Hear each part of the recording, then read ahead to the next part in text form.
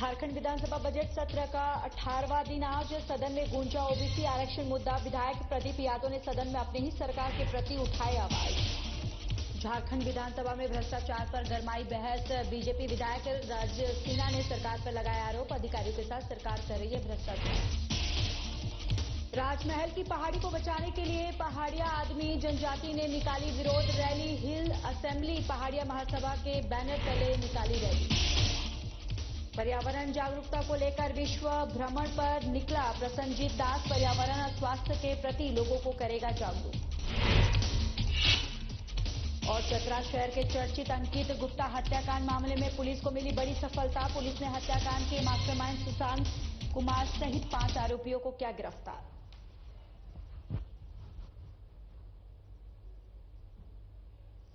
नमस्कार, बहुत स्वागत है आप सभी का। मैं हूं आपके साथ ज्योति यादव। चलिए बुलेटिन की शुरुआत करते हैं। झारखंड विधानसभा बजट सत्र का आज 18वां दिन में विधायक प्रदीप यादव ने सदन पर ओबीसी आरक्षण का मुद्दा अपने ही सरकार के प्रति आवाज उठाए। सरकार की तरफ से जवाब में कहा कि आरक्षण का मुद्दा 2 वर्ष पहले राष्ट्रपति के पास पहुंचा हुआ है, लेकिन अब तक इस पर कार्य नहीं हो पाया है, लेकिन इस पर फिर से विचार करके कार्रवाई करेंगे।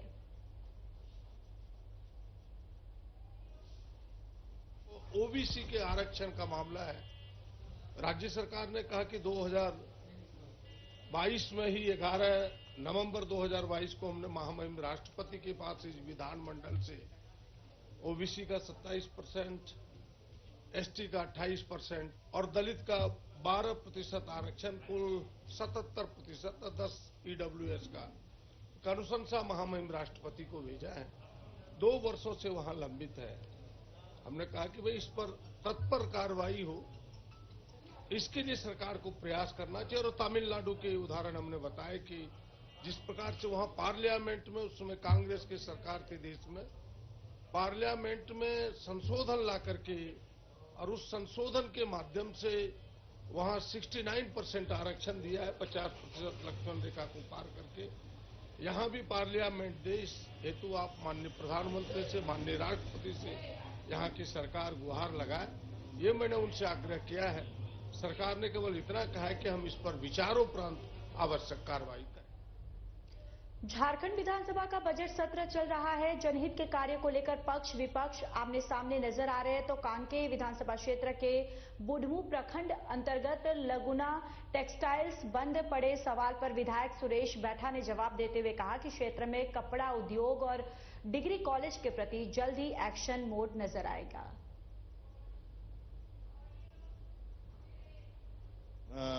बजट में ही हम लोग व्यस्त हैं और 27 के बाद में जब अपना भ्रमण शुरू करेंगे तो उसमें देखेंगे कि कब तक हम किसको कर सकते हैं। हमारे डिग्री कॉलेज का भी मामला है, उसको भी हम लोग समीक्षा करके आगे बढ़ेंगे। झारखंड विधानसभा बजट सत्र में बीजेपी विधायक ने सदन में सरकार के प्रति भ्रष्टाचार का मुद्दा उछालने का काम किया। विधायक राज सिन्हा ने कहा है कि यह सरकार भ्रष्टाचार में संलिप्त होकर अपने अधिकारियों के साथ मिलकर भ्रष्टाचार कर रही है। तो देखिए, यहाँ पर अधिकारियों के साथ सरकार ही भ्रष्टाचार कर रही है, ऐसा आरोप जो है विधानसभा में उठा है। और देखिए, भ्रष्टाचार को लेकर अब सियासत गरमा गई है। बीजेपी विधायक राज सिन्हा ने ही आरोप लगाया है पक्ष राज्य सरकार पर कि यहाँ पर राज्य सरकार जो है भ्रष्टाचार कर रही है। और इस पूरे मुद्दा जो है, विधानसभा की जो कार्रवाई शुरू है और उसमें ये मुद्दा काफी गरमाया हुआ भी नजर आ रहा है। भ्रष्टाचार में लिप्त है या भ्रष्टाचारियों को संरक्षण दे रही है, इसका एक स्पष्ट नमूना विधानसभा के अंदर दिखाई दिया। मैंने ध्यानाकर्षण में लगातार 2-3 साल पहले से उन पर आरोप कथित हुआ जमीन के करोड़ों के संपत्ति, जमीन के लूट का। और ये 6 पदाधिकारी हैं, अशोक कुमार सिन्हा जो अभी जिला अवर निबंधक चाईबासा, दूसरा है राजेश एक्का जिला अवर निबंधक हजारीबाग, तीसरे हैं सुजीत कुमार जो निबंधन कार्यालयों के निरीक्षक कोल्हान प्रमंडल चाईबासा, चौथे हैं श्रीमती श्वेता कुमारी प्रभारी उप निबंधन महानिरीक्षक मुख्यालय, 5वां श्री संतोष कुमार सहायक निबंधन महानिरीक्षक मुख्यालय 1 और श्री राम कुमार मधेसिया, जिला अवर निबंधक जमशेदपुर, ये 6 उपपदाधिकारी पे गंभीर आरोप है।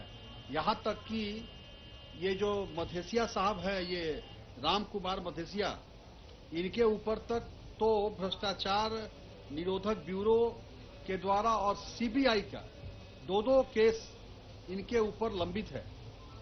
ये लोग चार्जशीटेड भी हैं और ऐसे लोगों को भी बढ़िया क्रीम पोस्टिंग करके, बल्कि इनके मन मुताबिक एक पदाधिकारी ऐसे हैं जिनका ट्रांसफर पलामू किया गया, लेकिन वहां वो उनका मन नहीं भरा तो उनकी मर्जी से फिर उनका ट्रांसफर हजारीबाग किया गया। तो ऐसे पदाधिकारियों को सरकार संरक्षण दे रही है।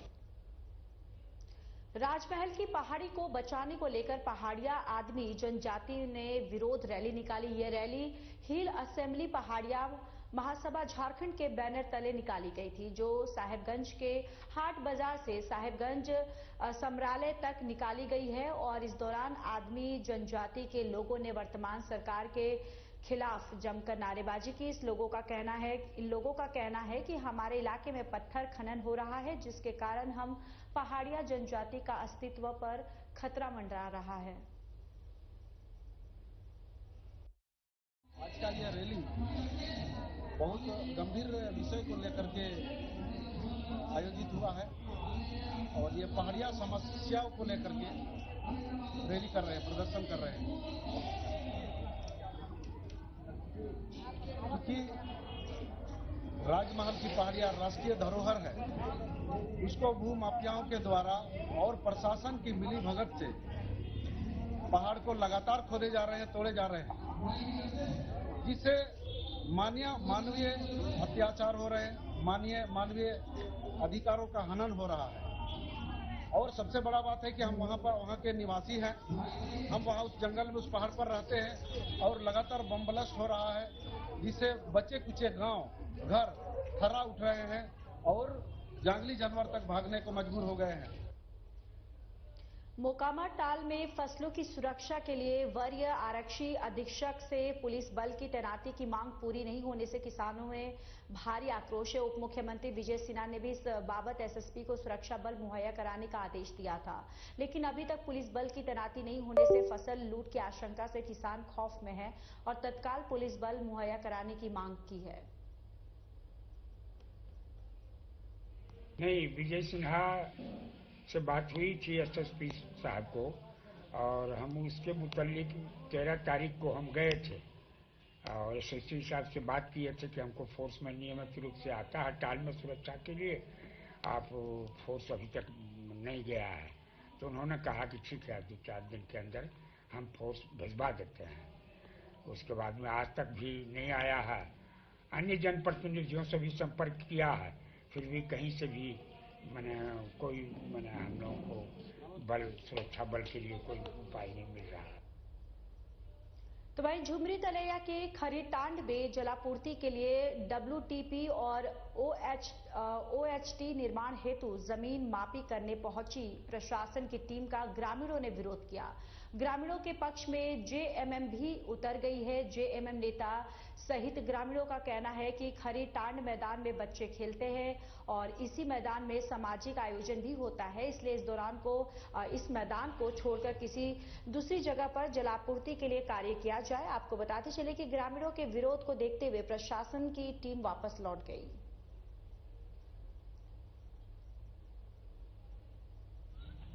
इसलिए आप लोगों को बहुत बहुत बधाई।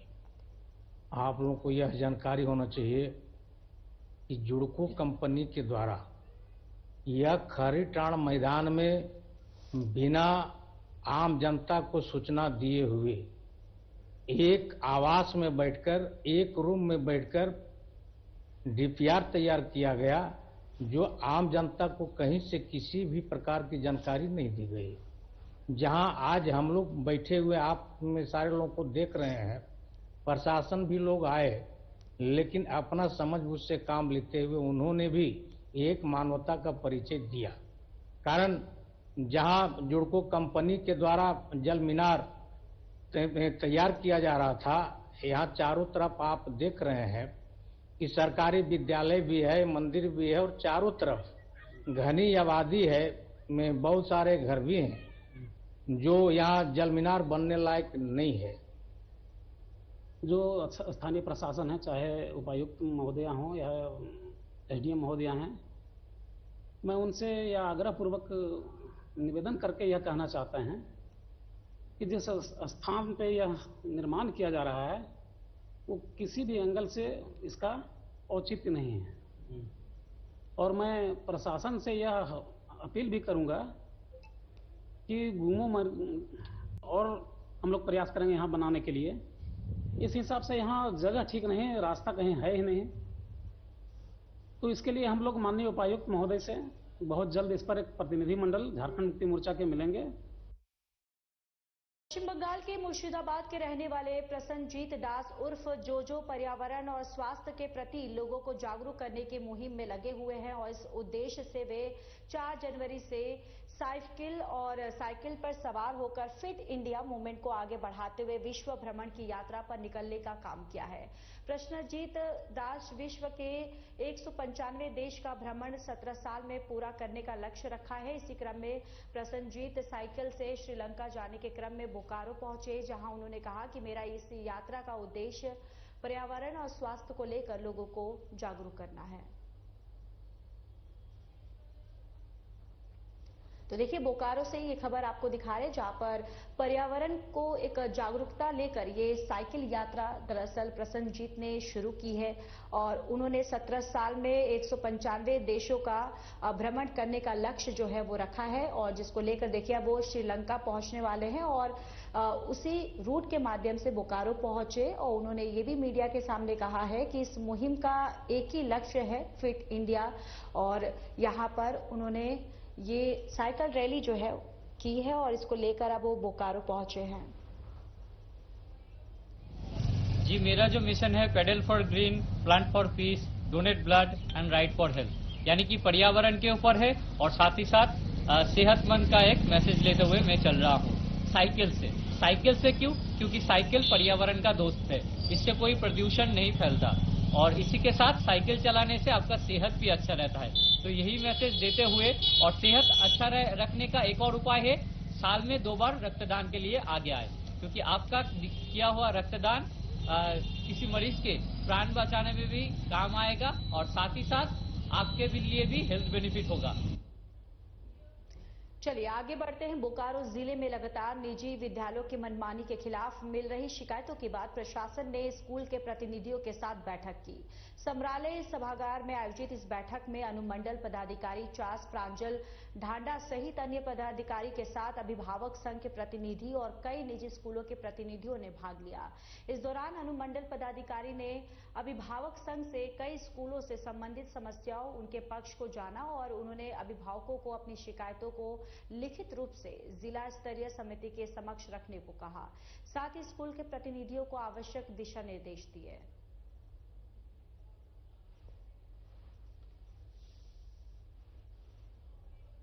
मूल रूप से हम लोग जो रीएडमिशन फीस है, ड्रेसों को बदलने का जो विषय है और हर बार जो पाठ्यक्रम बदलने के नाम पे लोग बुकों को बदल देते हैं, किताबों को, और इसके जो बहुत ज़्यादा मूल्य हैं इन पे चर्चा की है हम लोगों ने। साथ ही हम लोगों का ये भी एक मामला था कि जो बड़े स्कूल हैं जिनके दूसरे शहरों में स्कूल हैं, तो उनकी तुलनात्मक फीस हमसे ज़्यादा या हमसे कम ना हो, कम से कम बराबर हो। तो हम लोगों ने इन सारे विषयों को आज अभिभावक संघ की तरफ से रखा है जिला प्रशासन और जिले के स्कूल के जो प्रिंसिपल थे उनके समक्ष। तो हम लोग आसान है कि जिला प्रशासन के हस्तक्षेप के बाद इन सारी समस्याओं पे कुछ अंकुश लगेगा। एक ही दुकानों पे किताबों मिलना, तो ये जो एक मोनोपोली जैसे मार्केटिंग है, तो हम क्या है कि मोनोपोलिस्टिक मार्केट के अगेंस्ट है। आज अभिभावकों की समस्या को लेकर आज एसडीएम के अध्यक्षता में बोकारो निजी स्कूलों के साथ हम अभिभावक सब ने अपनी बात रखी और काफ़ी रोष अभिभावकों ने एसडीएम के समक्ष रखा कि इन निजी स्कूलों के द्वारा फीस बढ़ोतरी, रीएडमिशन, प्राइवेट बुक का संचालन, मनमानी रूप से मनमानी जगह पे बुक का वितरण किया जा रहा है। तो इसमें काफ़ी दुखद है कि हम अभिभावकों को सुनने वाला कोई नहीं है। आज का बैठक से जिस तरह मालूम हो रहा है कि फिर से यह मामला को ठंडे बस्ते में डाला जाएगा। 2020 से लगातार हम लोग लड़ाई लड़ रहे हैं, लेकिन अब तक कुछ निर्णय नहीं आया है। सिर्फ टाल मटोल और जिला प्रशासन की ओर से हो रहा है। जी, आज की मीटिंग में हमारे अभिभावक संघ के लोग आए थे और जितने भी हमारे प्राइवेट स्कूल है बोकारो के, वहां से हमारे रिप्रेजेंटेटिव आए थे। हम लोगों ने एक वार्ता करने का प्रयास किया था कि जो अभिभावक की मुश्किलें हैं, समस्याएं हैं, वो हमें बताएं यहाँ पे और हमारे माध्यम से हम लोग स्कूल से डिस्कस करें। तो एक अच्छा हेल्दी डिस्कशन हुआ है कि क्या उनकी प्रॉब्लम है, स्कूल की तरफ से क्या निर्णय लिए जा सकते हैं आगे। ये हमारी बात हुई है और ये एनसीईआरटी के भी नोटिफिकेशंस है कि एक ही दुकान पे सारी किताबें मतलब एक स्कूल की किताबें नहीं मिलनी चाहिए, अलग अलग जगह पे सारी किताबें होनी चाहिए, कम से कम 10-15 दुकानों में होनी चाहिए। तो ये एनसीईआरटी का नोटिफिकेशन है कि 1 to 8 क्लास तक स्कूल अपने सप्लीमेंट्री बुक्स जो है वो रख सकते हैं। सिर्फ एनसीईआरटी किताबें लेने का जरूरत नहीं है। स्ट्रांगली एडवाइस है अगर एनसीईआरटी की इस्तेमाल करें, पर नहीं तो सप्लीमेंट्री भी कर सकते हैं। तो सप्लीमेंट्री पर हर जगह पे उपलब्ध होनी चाहिए। स्कूल में सिर्फ एक बंद कमरे में सिर्फ उपलब्ध नहीं होनी चाहिए, कम से कम बोकारो की 10-15 दुकानों में तो रेडीली अवेलेबल होनी चाहिए। हम लोग यहाँ पे डीएससी के माध्यम से चेक करेंगे कि जो सारी किताबें ये प्रिंसिपल फॉलो कर रही हैं कि नहीं कर रहे हैं। ये 2 प्रिंसिपल फॉलो होने चाहिए, तभी वो किताबें आगे कर सकते हैं। दूसरा, ये किताबों की जो सप्लीमेंट्री की लिस्ट है, ये वेबसाइट पे। समस्तीपुर जिले के उजियारपुर थाने में पदस्थापित दरोगा संजय कुमार के साथ एक शराब कारोबारी का फोटो वायरल की खबर साधना प्लस न्यूज ने प्रमुखता से दिखाया था, जिसके बाद समस्तीपुर एसपी अशोक मिश्रा ने बड़ी कार्रवाई करते हुए सब इंस्पेक्टर संजय कुमार को तत्काल प्रभाव से निलंबित करते हुए लाइन हाजिर कर दिया है। एसपी द्वारा की गई इस कार्रवाई के बाद शराब कारोबारियों से साठगांठ रखने वाले पुलिस पदाधिकारियों के बीच हड़कंप मच गया। बताते चले कि दरोगा का एक फोटो कुछ दिन पहले शराब कारोबारी मंजय राय के साथ बड़ी तेजी से वायरल हुआ था।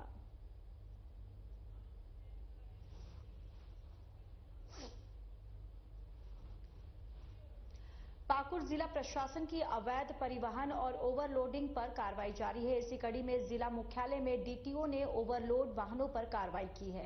पुराना डीसी मोड़ के पास डीटीओ संजय पीएम और कुजुर के नेतृत्व में वाहन जांच अभियान चलाया गया। इस दौरान ओवरलोड बालू लदे 6 ट्रकों को जब्त किया गया। वाहन जब्ती के बाद आगे की कानूनी कार्रवाई की जा रही है।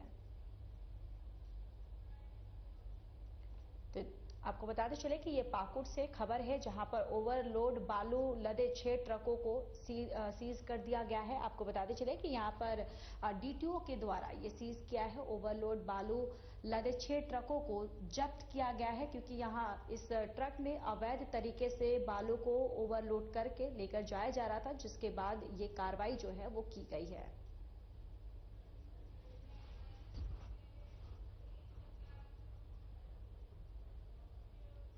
चतरा शहर का चर्चित अंकित गुप्ता हत्याकांड मामले में पुलिस को सफलता मिली है। आपको बताते चले कि पुलिस ने हत्याकांड के 4 दिनों के अंदर मास्टरमाइंड सुशांत कुमार सहित 5 लोगों को गिरफ्तार कर लिया है और सुशांत ने ही प्रतिशोध और आपसी रंजिश में अपने दोस्तों के साथ मिलकर अंकित की बेरहमी से पिटाई की थी, जिससे वो गंभीर रूप से घायल हो गया था। उसे इलाज के लिए रांची के रिम्स में भर्ती करवाया गया था, जहां इलाज के दौरान उसकी मौत हो गई थी। पुलिस ने पूछताछ के बाद सभी आरोपियों को न्यायिक अभिरक्षा के लिए जेल भेज दिया गया है।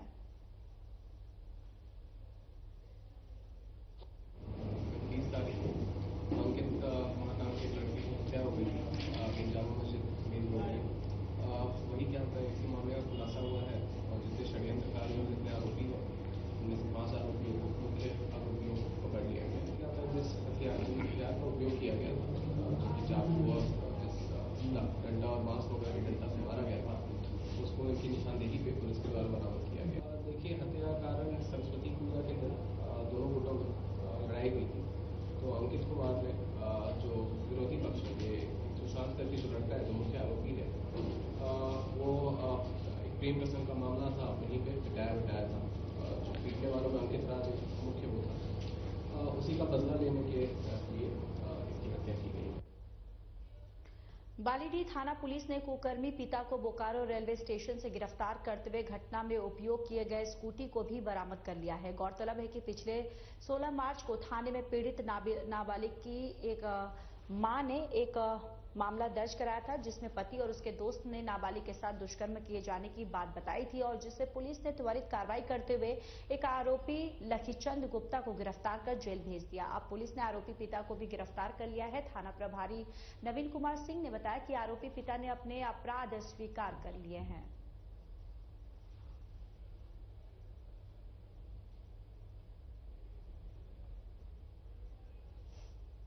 दिनांक 16/3/25 को एक नाबालिग पीड़िता और उसकी मां के साथ थाना में आकर एक लिखित सूचना दी गई थी कि उनके साथ उनके पिता और पिता के दोस्त के द्वारा बलात्कार की घटना कारित की गई थी। इस संबंध में त्वरित गति से बालीडीह थाना कांड संख्या 99/25 दर्ज कर अनुसंधान प्रारंभ किया गया था। इसमें पूर्व में लक्की चंद गुप्ता को गिरफ्तार करके जेल भेजा गया था। एक अभियुक्त जो पीड़िता के पिता हैं उनको भी आज बालीडीह पुलिस के द्वारा लगातार घटना के तिथि से ही विभिन्न राज्यों के विभिन्न शहरों में छापामारी कर आज उन्हें बोकारो स्टेशन से विधिवत गिरफ्तार किया गया है। गिरफ्तार व्यक्ति के द्वारा अपना अपराध स्वीकार कर लिया गया है तथा उन्होंने यह स्वीकार किया कि इनके द्वारा अपने दोस्त के साथ मिलकर इनके साथ गलत काम किया गया था। साहिबगंज जिरवाबाड़ी थाना क्षेत्र के मदन शाही सकरी गली रोड स्थित बोहा मोड़ के समीप पर ट्रक की चपेट में आने से पड़ोसी देश नेपाल के रहने वाले युवक यूनिक की मौत हो गई। बताया जा रहा है कि युवक अपने अन्य 2 दोस्तों के साथ शहर के पूर्वी फाटक पर स्थित दिल्ली होटल में रहकर काम किया करता था और वही घटना के संबंध में बताया गया कि वे लोग बाइक लेकर पहाड़ी इलाका घूमने के लिए निकले थे, जहां से लौटने के दौरान यह हादसा हो गया। फिलहाल पुलिस पूरे मामले की छानबीन कर रही है। तो देखिए, साहिबगंज से ये खबर है जहां पर युवक की हत्या के बाद आपको बताते चले कि युवक की दरअसल यहां पर मौत हो गई है और जिसके बाद लगातार अब इस पूरे मामले पर पुलिस जो है वो कार्रवाई कर रही है और युवक जो है वो नेपाल का बताया जा रहा है कि वो नेपाल का रहने वाला था और जिसके बाद वो यहाँ काम करने के लिए आया था और दोस्तों के साथ वो घूमने निकला और लौटने के दौरान यह हादसा जो है हुआ है। अब जिसके बाद लगातार इस पूरे मामले पर पुलिस जो है वो छानबीन कर रही है और आगे की जो भी कार्रवाई है पुलिस लगी हुई है।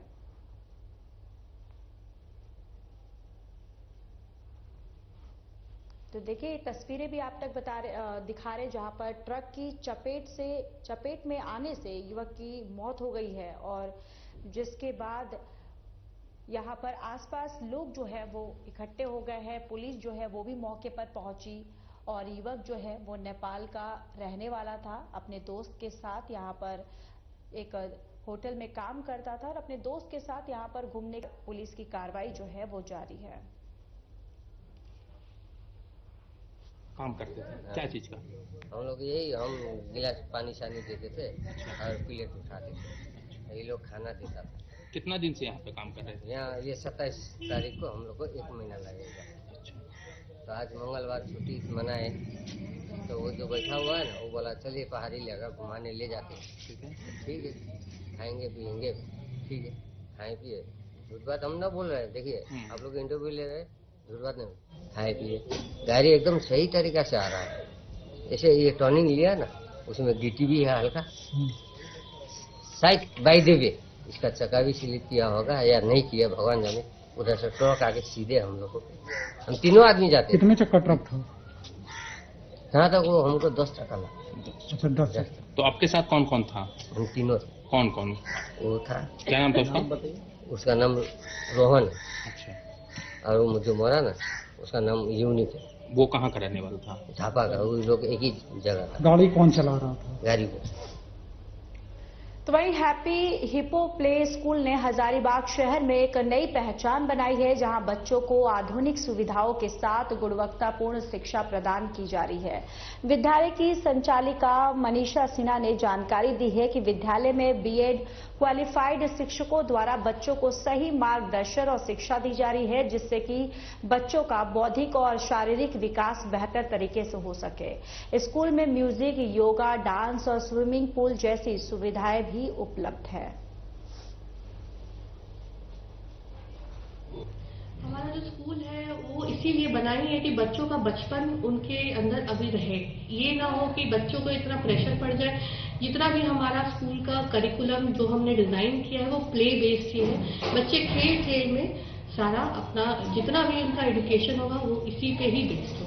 मैम शहर में और भी कई प्ले स्कूल है, उन प्ले स्कूलों में आपके इस स्कूल में बच्चों को अलग क्या कुछ देखने को और सीखने को मिलेगा? एनवायरनमेंट बहुत अच्छा है, प्लस हम सिर्फ पढ़ाई पर ध्यान नहीं देते हैं। इन्हें एक्टिविटी बेस्ड ज्यादा सिखाया जाएगा, क्योंकि छोटे बच्चे हैं, इनको जितना ओरल जितना एक्टिविटी करवाएंगे उतना इनके दिमाग में रहेगा। प्लस हमने जितनी भी फैसिलिटी रखी है वो बच्चों के अकॉर्डिंग ही रखी है, जितने हमारे वॉशरूम्स है, हमारा पूल है, जो भी है इनके हाइट एंड इनके एज अप्रोप्रिएट है। बच्चों के अभिभावकों से क्या कुछ अपील करना चाहेंगे? यही अपील करना चाहूंगी कि एक बार आप जरूर हमारे स्कूल को विजिट करें और देखें, क्योंकि ये हजारीबाग के लिए एक बहुत ही नया अप्रोच है और बहुत ही हमने सोच समझ के इसे डिजाइन किया है, सो दैट बच्चे जैसे बाहर एजुकेशन उन्हें मिलती है वही चीज हम यहाँ भी एक बार शुरू करना चाहिए। चलिए, इस बुलेटिन में इतना ही। बाकी देश और दुनिया की तमाम बड़ी खबरों के लिए जुड़े रहिए हमारे साथ। नमस्कार।